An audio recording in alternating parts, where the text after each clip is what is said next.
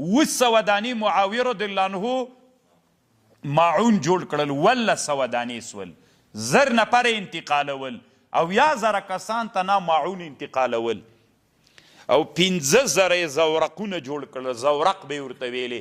دا وړي کشتۍ څه تاسې که دا بحري قواو کله کله انټرنیټي دنیا کې ګورئ نو 15,000 زورقونه جوړ کړل. یو زورق 100 مجاهدین انتقادول، نو 15,000 وارې 100 خیله شمیره وزي. دومره ډیر د مسلمانانو هغه پوجي ځواک د طالبانو ګوره له 18 کال د هجرت نه رانیولې او تر 109 هجري کاله پورې همداسې طالبانو بیا په بصره کې، په شام کې، په مصر کې، په دې ټولو ځایونو کې د مسلمانانو قوې موجودې وې. تاسې اوس فکر وکړئ طالبانو موږ شاته تللي یو که مخته تللي یو. تاسې ښه فکر وکړئ 18 کال د هجرت نه رانیولې تر 1400 کاله پورې موږ نن په ټول افغانستان کې یو نه استول لرو، نه زورق لرو، نه ماعون لرو.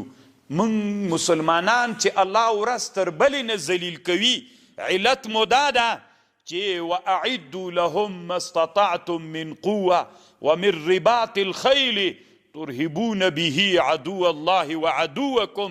په دې باندې معامل نه ده کړی. مونږ یوناني فلسفه مدرسو ته راوړله، په هغې مو ځانونه مصروف کړل. مونږ ټول عمر په لاره کې تیر که، د لفظ مزدوران مو ځانونه جوړ کړي. لفظ داسې ده، دا داسې صیغه ده، دا داسې صیغه ده او دا داسې صیغه ده. ټول مو په دې ان به یې وایې که ان به یې وایې، اون به یې وایې که ان به یې وایې. ټول عمر مو د طالبانو په دې کې تیر سو. د علماو چې کوم مقصد چې د اسلامي امت رهبریت یې کړی وای، اسلامي امت یې راپورته کړی وای، دا طالبانو په 15 جلدونو کې کتاب د ګورئ فن حرب الاسلامي چې ورته ګورئ حیرانه به ورته سئ. او په وروستنیو کې هم نه، په 2 خلافتونو د اسلام کې طالبانو وروستنیو کې نه، فی عهود الخلفاء الراشدین والاموین عملیات و جبهات شمالیه او 2 جهتونه شمالي و غربي والبحریه. نو دا طالبانو د مسلمانانو حال د تاسې اوس د ځان سره فکر وکئ. او که تاسې وایي چې دا مباح بله ورځ موږ ویلې یو حلال دی یو حرام دی، یو په مابین کې مشتبهات دي. مشتبهات مو یو دی ته ویلې چې مباح وي، صحابه ځانونه په مباحو کې نه مصروف کول.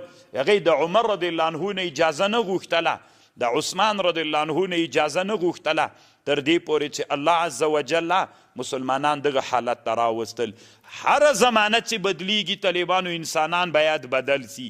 دغه باب چې دی باب غزو المرأة فی البحر، امام بخاری رحمه الله چې دا باب دی نو امام مالک سے به ویلي، شارحین د حدیث وی امام مالک سے به ویلي چې ښځه به په کشتۍ کې نه سپریږي، ځکه په هغه وخت کې د حجاز کشتۍ وړې ولې، هغه خو به څو ورځې مزل کو، ښځو به چې اودس کو یا به قضای حاجت ته تلې عورتونه یې ښکارېدل. د دې په خاطر باندې نور ورځ تر بلې نه انسان خو په یو حالت نه پاتې کیږي. انسان همداسې مترقي وي. که له هغه وخت نه نن موږ په بیړیو باندې عمل کړی یم، نن به موږ څومره مترقي ولو. دغه اسطولونه چې نن یې دنیا لري، حتی نننۍ دنیا داسې بیړۍ لري چې هغه د اټومي وسلو انتقال کوي، د دریاب لاندې مزل کوي، چاته یې پته هم نه لګېږي کومه سیزي. مسلمانان چې دي بس قرار ویده دي، یوه زړه کشتۍ له هغه سیند نه دې خواته اوړي، دې خواته یې راوړي، هم هغه باندې پردیو تیلو باندې مزل کوي.